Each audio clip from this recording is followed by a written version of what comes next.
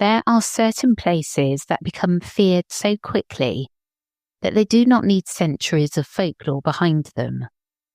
They do not need ruined towers, plague pits, or medieval executions.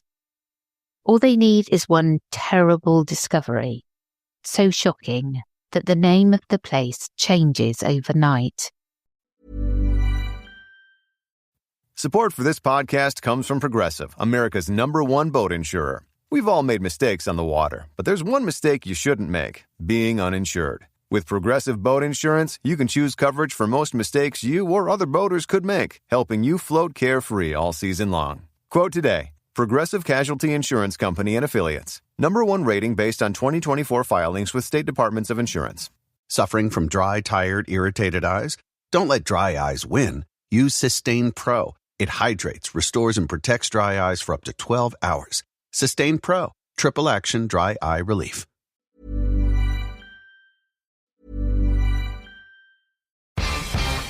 Okay, caller 1 wins courtside seats to tonight's game. What? I won floor seats? You did. I've been calling for 13 months. Wait, Chris? Yes, I finally did it. What are you going to wear? Men's Warehouse. They've got today's looks for any occasion, and I need to look like a celebrity. Don't want to stick out. Exactly. They've got Chill Flex by Kenneth Cole, Joseph Abboud, and a tailor at every store for the perfect fit. Congrats. You can stop calling now. Not a chance. Get any look for every occasion at Men's Warehouse. Love the way you look.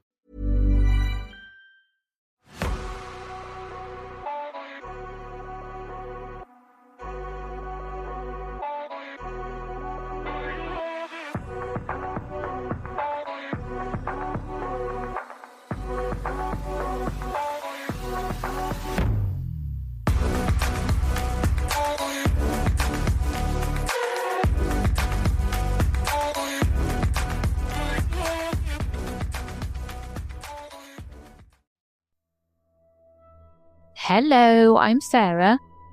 And I'm Toby. And welcome to the Whispering Woods Haunted episode. In this episode, we are going to Nigeria. We are indeed. We have not travelled there thus far. Before we start this, I do want to say this is a very dark story and may not be suitable for children. So please listen first. I've tried to cut out as much as I could so that you still get the story, because it is important what happened first. But it is dark, so please listen through before any children do. Right, having said that, I'll get straight into it. Are you ready for the story? Yes, I am. Outside Ibadan, beside the vast Lagos-Ibadan expressway, there was once a stretch of woodland that thousands of people passed every day without a second glance. The expressway is one of the busiest roads in Nigeria, a major route carrying travellers between Lagos and the interior. Buses thundering through at speed, lorries crawled under heavy loads. Taxis, private cars, motorcycles and traders moved through the heat from dawn until late into the night. Beside all of that movement stood trees. To most people, it was nothing more than roadside brush and uneven woodland near the Soka area of Ibadan. Passengers slept, talked, or stared at their phones. Hawkers moved between vehicles when traffic slowed. Life continued at road speed, while the forest remained just beyond notice. Yet long before the site made headlines, rumours already existed. People spoke of missing travellers, motorcycle riders who accepted late fares and never returned, strangers who were seen entering the area with someone offering work or help that were never seen again. Some dismissed such stories as roadside gossip, the kind of tales that gather around any large city, where disappearances and crime are sadly common. Then came March 2014. Accounts from the time describe workers and local people noticing a foul smell coming from deeper within the trees during clearing activity near the road. What followed brought police, journalists, and crowds to the area.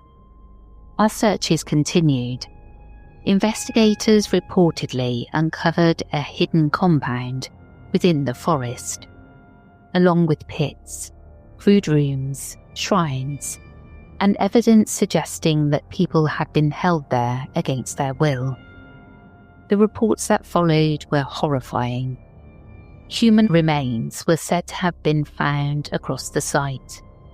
Skulls and decomposing bodies were described in national coverage. Some victims were reportedly discovered alive, emaciated, injured, and in severe distress. Witnesses claimed captives emerged weak and disorientated after long periods hidden inside the woods. The country reacted with shock. Television crews arrived. Newspapers ran front-page stories. Social media spread images and rumours faster than official statements could keep pace. Crowds gathered at the forest edge, furious at what had been found so close to a major road, used by thousands every day. Some reports said suspects were attacked by members of the public. Structures within the compound were damaged in the chaos. Any clean line between evidence and outrage quickly vanished, and so did certainty. Some reports described kidnapping gangs operating from the site. Others said victims had been lured there with promises of jobs, shelter, or money. Many believed ritual killings had taken place, tied to wealth-seeking, occult practices, or criminal networks. Different newspapers gave different numbers, different motives, and different versions of what police believed.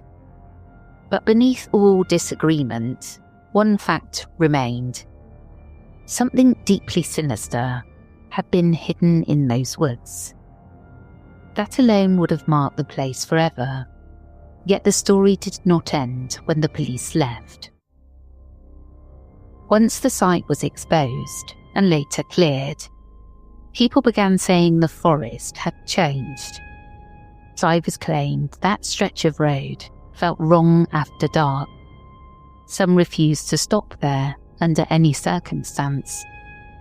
Others said they accelerated when passing the trees, even when they had no clear reason for doing so. Then came the stories of lights. Small fires seen deeper among the brush, long after the compound had been dismantled. Lantern light glows, moving between trunks, flickers that vanished the moment anyone slowed to look.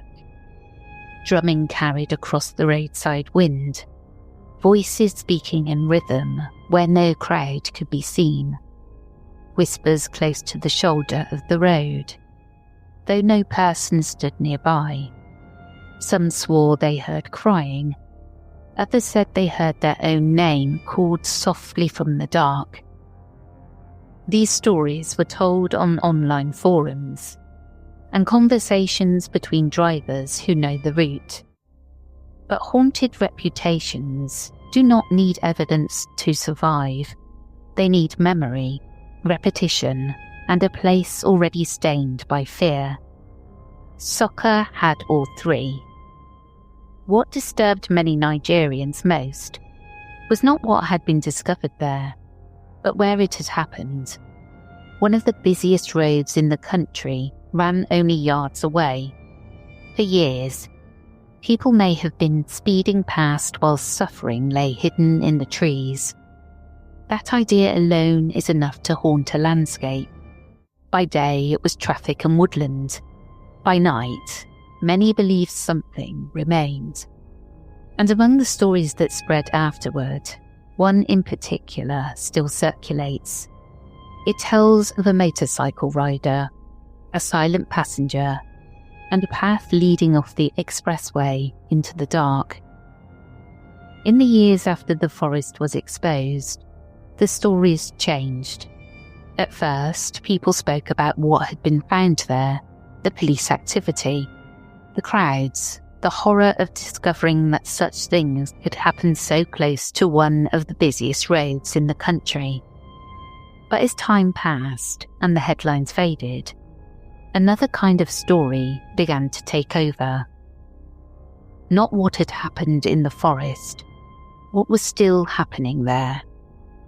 Drivers who regularly used the Lagos-Ibadan expressway began sharing warnings with one another, especially those travelling late at night. Some said that stretch near Soka felt unnaturally quiet after midnight, as though the sound of the road dropped away for a moment when passing the trees. Others claimed the opposite, that strange noises seemed to rise from the brush once traffic thinned and darkness settled fully over the highway.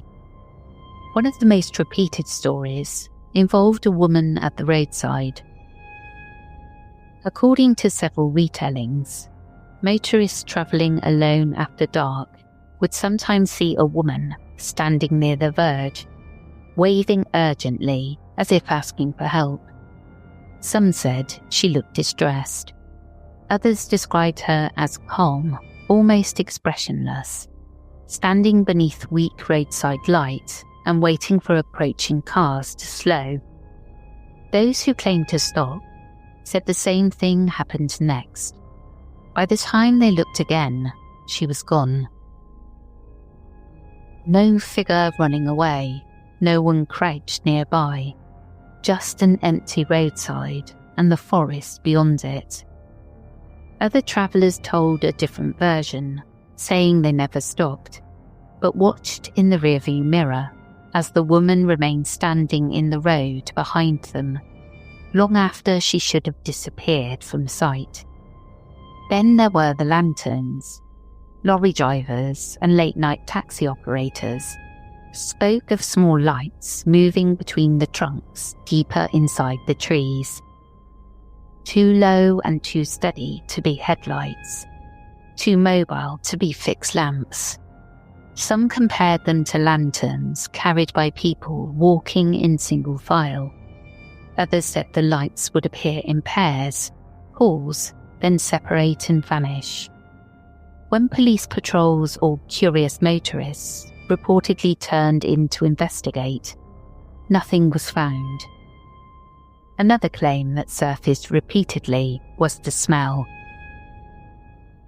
No dead animal could be found, just a sudden wave of decay, then clean night air again. For many people, that detail was among the most unsettling of all. Some Okada drivers were said to refuse any fare, requesting drop-off near the old forest after midnight. Others would only agree if the passenger was known to them. There were stories of riders accepting a job, reaching the turn-off, and finding the passenger strangely silent for the entire journey, only to turn around after stopping and discovering no one was there at all. There were also claims of engines faltering near the site. Drivers described vehicles coughing, stalling, or losing power briefly beside the trees, before starting again once clear of the area.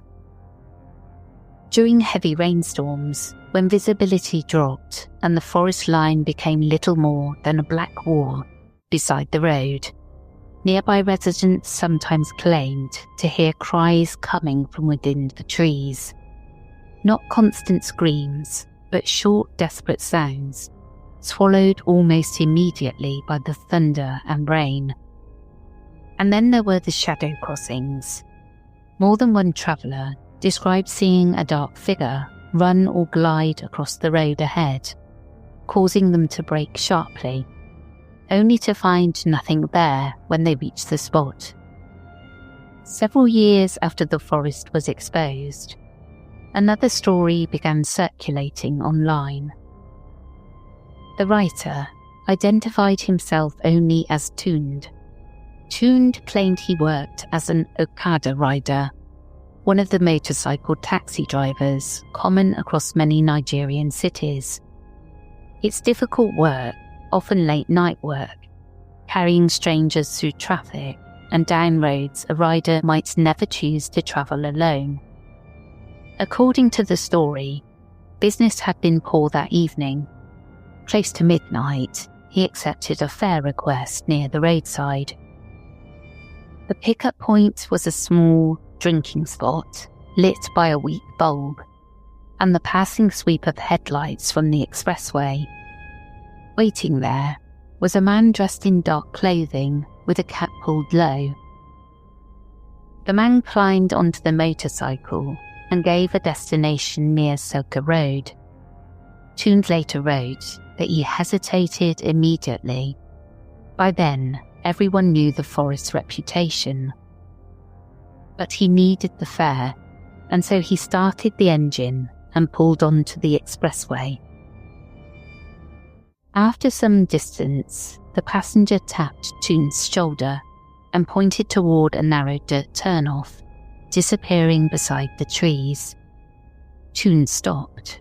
The passenger climbed down, handed over more money than the journey required, then spoke one final sentence. "Do not wait for me."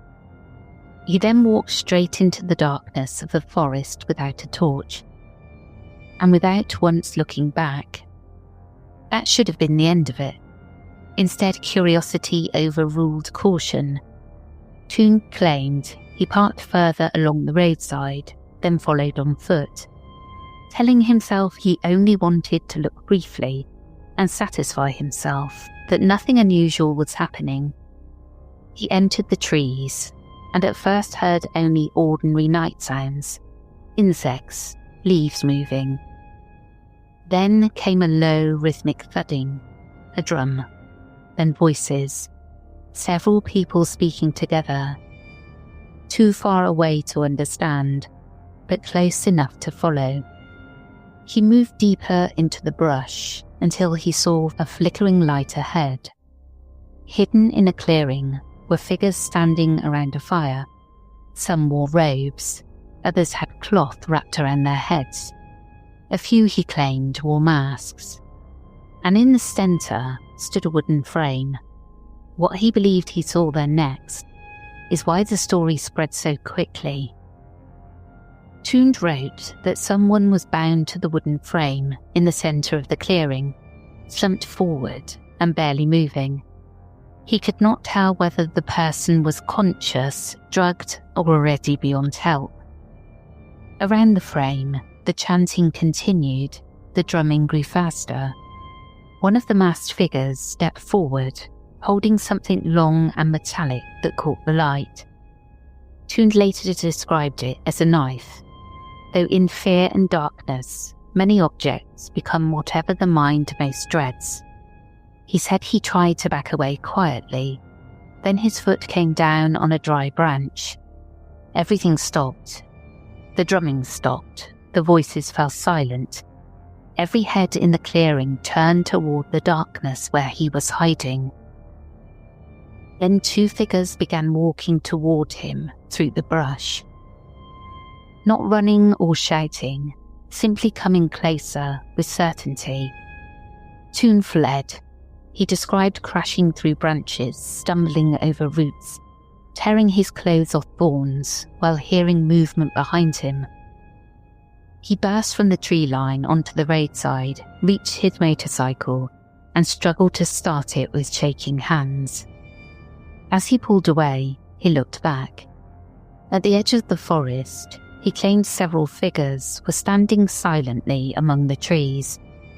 Not the robed people from the clearing, something darker, shapes that seemed too tall, too still, and wrong in proportion. He said their eyes reflected yellow in the road light, and when they withdrew, they did not step between the trunks, but seemed to pass through shadow itself. Long before Toon's story spread online, many people had already decided that whatever had happened in Soka Forest could not be explained by ordinary crime alone. From the earliest days after the discovery, rumours spread that victims had not only been kidnapped or imprisoned, but offered as sacrifices to something hidden within the trees. People began speaking of Soka not simply as a place where criminals hid, but as a place where offerings had been made, and that belief changed the tone of every later story. If someone heard drums in the trees, they did not imagine a celebration, they imagined a ceremony. If figures were seen near the road after midnight, many did not think of travellers or thieves, they thought of watchers. Some version of the legend went further still. They claimed the forest itself had become hungry, that repeated acts of cruelty had awakened something old within the land.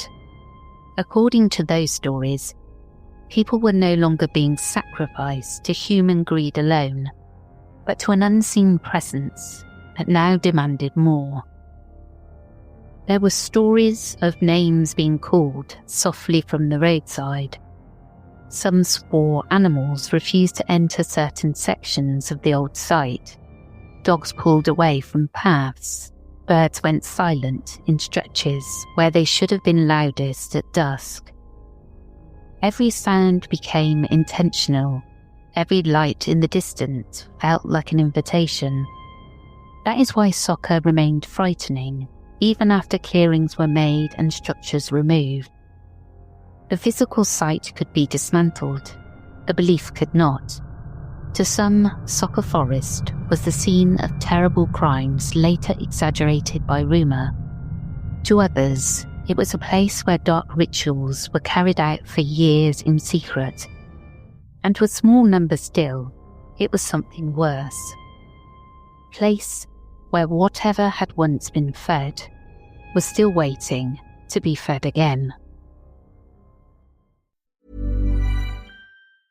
Ever notice how life's best stories don't happen in your living room? They happen on the open road, out on the water, or parked under the stars. At Progressive, they get that you want to focus on the experience, not worry about the what-ifs. That's why they offer quality insurance designed for your ride, whether that's a boat, RV, or motorcycle. Adventure with confidence. Visit Progressive.com and see how easy it is to protect your favorite way to get away. Progressive Casualty Insurance Company and Affiliates. Not available in D.C. Prices vary based on how you buy. So, as I said, this was really dark, Toby. Yeah. You know, it's not very nice, but I wanted to share it because of this. It just freaked me out. Like, is there something in that forest? Yeah. That they're sacrificing to? It reminds me of the I can't remember the name of it now. You know what I'm like. Ritual, the movie. I did read the book. That something's in the forest, and yeah, it gives me the right creeps.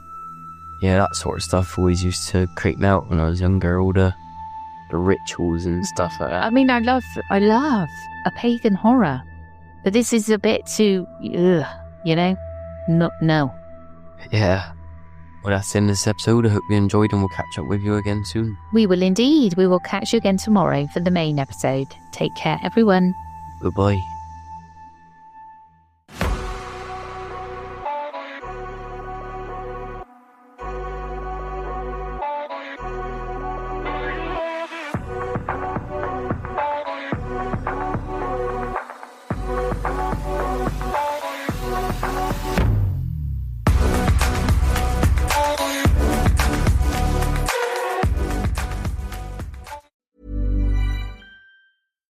Support for this podcast comes from Progressive, America's #1 boat insurer. We've all made mistakes on the water, but there's one mistake you shouldn't make: being uninsured. With Progressive Boat Insurance, you can choose coverage for most mistakes you or other boaters could make, helping you float carefree all season long. Quote today: Progressive Casualty Insurance Company and Affiliates. #1 rating based on 2024 filings with state departments of insurance.